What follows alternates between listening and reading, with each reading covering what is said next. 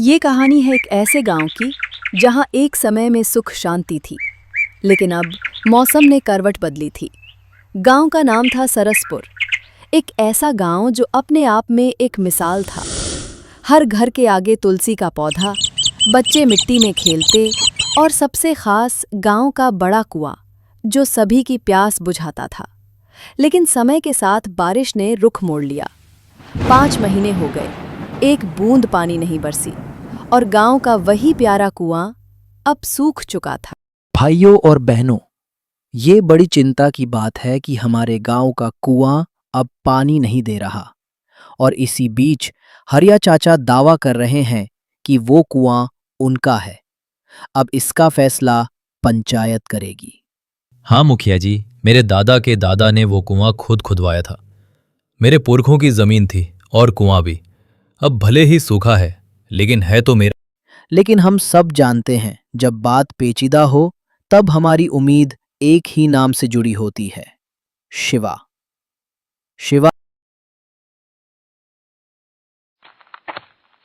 शिवा तुम्हें बुलाया है क्योंकि ये मामला अब बड़ा हो गया है। हरिया चाचा कहते हैं कि कुआं उनका है और वो चाहें तो वहां से पानी बेच सकते हैं। पानी बेचोगे सूखे कुएं से? पानी बेचोगे सूखे कुएं से? ठीक है हरिया चाचा। हाँ मुखिया जी, मेरे दादा के दादा ने वो कुआं खुद खुदवाया था। मेरे पुरखों की जमीन थी और कुआं भी।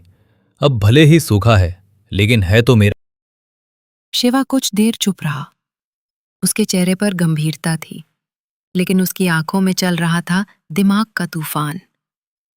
तभी उसने चुटकी बजाई और बोला, अगर कुआं आपका है तो फिर उसके अंदर जो भी है वो भी आपका होगा, सही है कुआं मेरा है। अब चाहे पानी हो या ना हो, हक मेरा है। ना?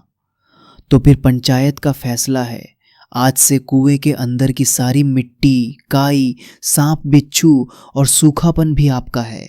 और गांव वाले वहां जाकर सफाई करेंगे, क्योंकि कुएं की बाहरी जमीन पंचायत की है।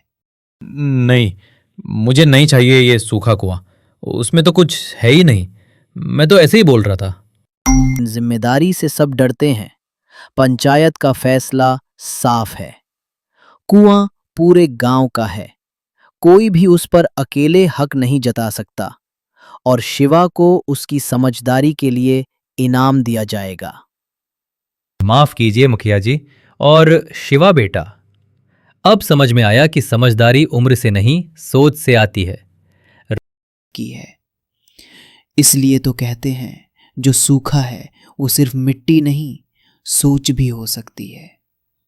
सब सीखते हैं चाचा, बस कोई थोड़ा जल्दी, कोई थोड़ा देर से। असली हक वो होता है जिसे जिम्मेदारी के साथ निभाया जाए। सिर्फ बोलने से कोई मालिक नहीं होता। आइए